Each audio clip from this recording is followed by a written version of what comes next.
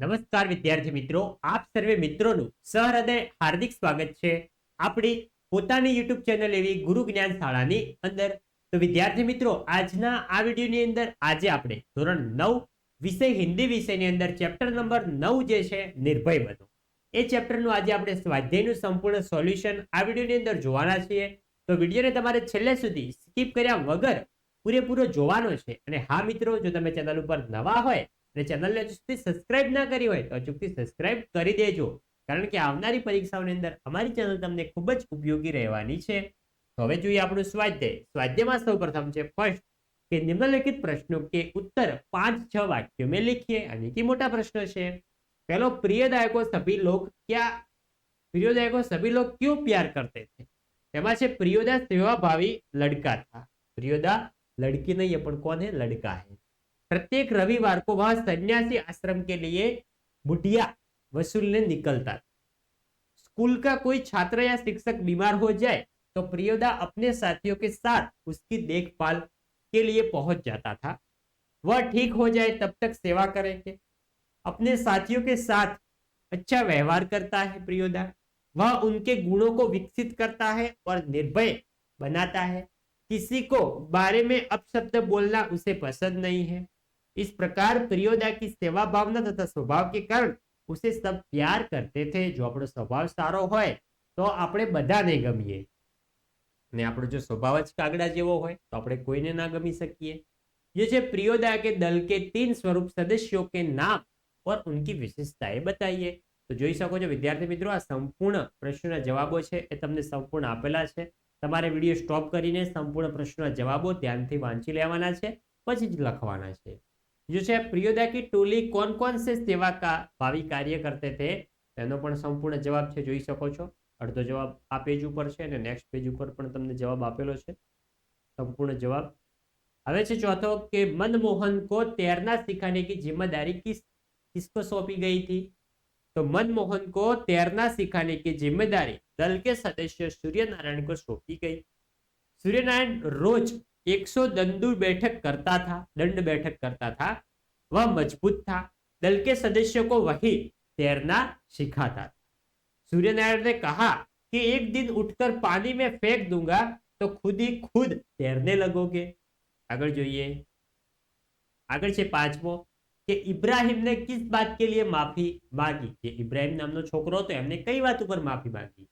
तो प्रियोदा दल का नियम था कि कोई भी सदस्य अपशब्द या गाली नहीं बोलेगा. इब्राहिम ने सब डिप्टी साहब के अर्दली के लिए જોઈ શકો છો શબ્દનો પ્રયોગ કર્યો હતો, अपशब्द बोला था. इस तरह उसने दल के नियम को तोड़ा था.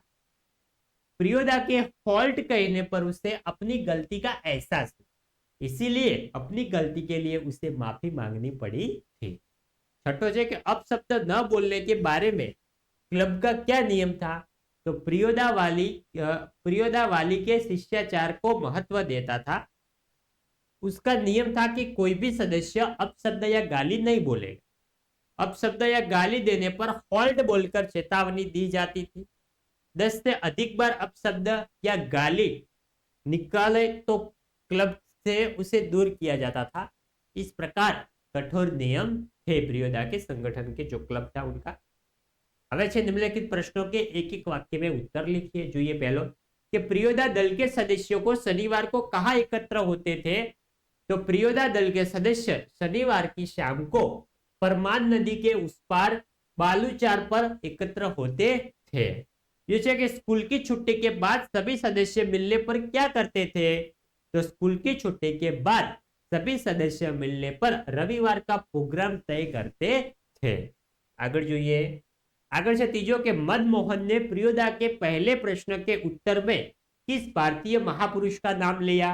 तो मनमोहन ने प्रियोदा के पहले प्रश्न के उत्तर में अपने राष्ट्रपिता जो है महात्मा गांधी का नाम लिया था. तो पक्षी को गोली किसने मारी थी.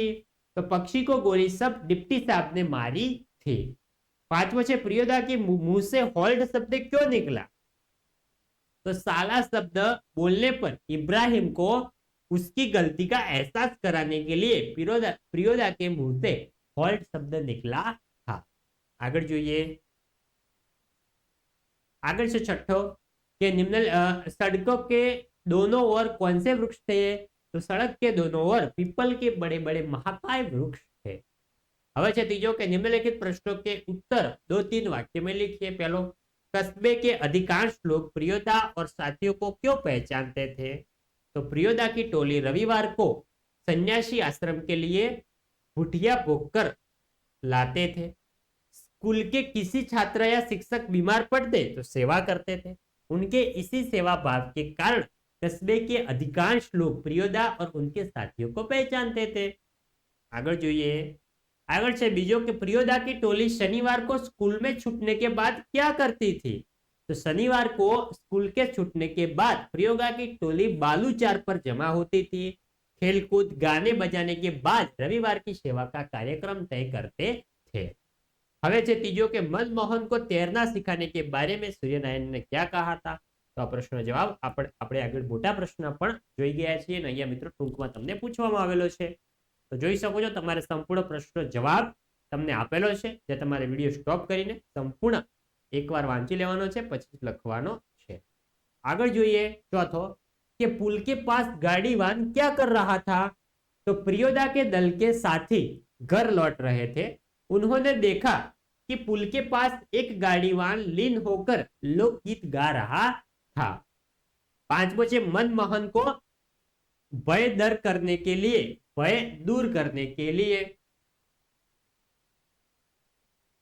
भय को दूर करने के लिए प्रियोदा ने क्या किया? तो प्रियोदा उसे उस रास्ते से ले गए जो बिल्कुल सुनसान और डरावना। मनमोहन को उजड़ा मकान दिखाया जहां मुर्दों की चीर-फाड़ होती थी। लोग मानते थे कि आसपास के पेड़ों पर भूत पिशाच है जो झुंड बनकर नाचते हैं। તમે પણ આવી ખોટી ખોટી વાર્તાઓ ઘણી સાંભળેલી હશે। છઠ્ઠો છે ભૂત પ્રેત के बारे में प्रियोदा ने मनमोहन से क्या कहा? જોઈ શકો છો આ પ્રશ્નનો પણ તમને સંપૂર્ણ જવાબ છે। સાતમો છે प्रियोदा की टोली का रविवार को क्या कार्यक्रम होता था? તો એનો પણ સંપૂર્ણ જવાબ તમને આપેલો છે, જે તમારે વિડીયો સ્ટોપ કરી ધ્યાનથી એકવાર વાંચવાનો છે, સમજવાનો છે, પછી જ લખવાનો છે સ્વાધ્યાયમાં તમારા નોટબુકની અંદર।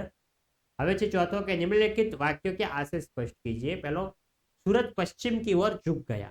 तो प्रियोदा और साथी बहुत देर तक बातें करते रहे। धीरे धीरे शाम होने आई। सूर्य पश्चिम दिशा में डूबने की तैयारी करते लगा।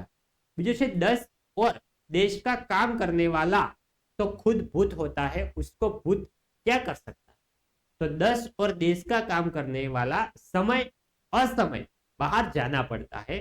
वह कहीं भी चल पड़ता है। वह किसी भी रास्ते से जाने से डरता नहीं है। इस तरह वह खुद भी भूत बन जाता है।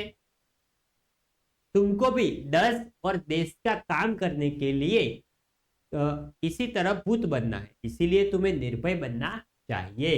ये से राम रहीम न जुदा करो भाई, दिल को सच्चा रखना चाहिए। तो जो राम रहीम दोनों एक ही ईश्वर है, જોઈ શકો છો। दोनों को अलग समझना भूल है हमारी। मन की पवित्रता जरूरी है। मन पवित्र हो तो राम रहीम का भेद अपने आप मिट जाता है। यानी कि भगवान बधानो एक ज है। तो છે ભોલા ગરીબક દિન पहिया हम भोला हक भोला, એનો પણ જોઈ શકો છો સંપૂર્ણ ભાવાર્થ તમને આપેલો છે તરલેટીની અંદર। તમારે વિડીયો સ્ટોપ કરી દે ધ્યાનથી એકવાર વાંચી લેવાનો છે, પછી લખવાનો છે। આગળ જોઈએ, આગળ છે સહી જોડે મિલાઈએ।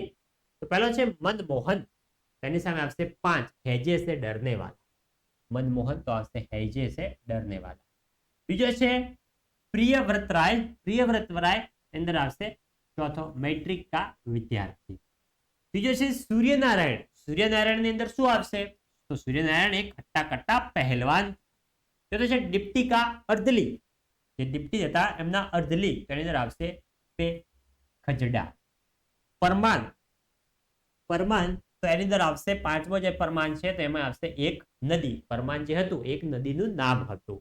આગળ જોઈએ, આગળ છે शब्द समूह के लिए एक शब्द बताइए। એમાં પહેલો कि दूसरों के लिए हुए उपकार को मानने वाला तो आवश्यक कृतज्ञ, ने दूसरों के किए गए उपकार को न मानने वाला तो आवश्यक कृतज्ञ। જોઈ શકો છો આ શબ્દ અને આ શબ્દ બંનેમાં ફેર છે। પરીક્ષાની અંદર પૂછાય તો કન્ફ્યુઝ થતા નહીં। માનને વાલા તો આવશે કૃતજ્ઞ, અને ન માનने वाला तो આવશે કૃતજ્ઞ, જોઈ શકો કૃતજ્ઞ। ત્રીજો છે કે मुर्दों को चीर फाड़ की जगह तो આવશે पोस्टमार्टम हाउस। આગળ आगे से चौथो कि जहां बीमारों को भर्ती करने करके इलाज होता है तो अस्पताल दवाखानु। सातवां नो विरुद्धार्थी शब्द गरीब तो अमीर, एकदम सिंपल है। प्यार तो नफरत, स्वस्थ तो अस्वस्थ, गलत तो सही ने उजड़ा तो आपसे हरा भरा। आगे जोइए, आगे से सातवां नो ब के पर्यायवाची शब्द बनाइए, यानी कि समानार्थी शब्द। सुबह तो प्रभात या सवेरा, शाम तो मंद पूर्व संध्या या सूर्यास्त। दल तो आपसे समूह और झुंड। कमजोर तो आपसे दुर्बल, निर्बल और असक्त। मकान तो आपसे गृह, निवास और घर।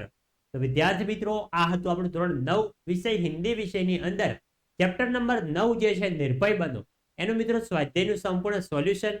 तो विद्यार्थी मित्रों, विडियो तमने सारो लाग्यो होय विडियोने लाइक करीने जवानुं छे, अने हां, जो તમે ચેનલ ઉપર નવા હોય ચેનલને પણ અચૂકથી સબસ્ક્રાઇબ કરીને જવાનું છે। મળીશું આવનાર વિડીયો સાથે, ત્યાં સુધી આવજો। જય હિન્દ, જય ભારત।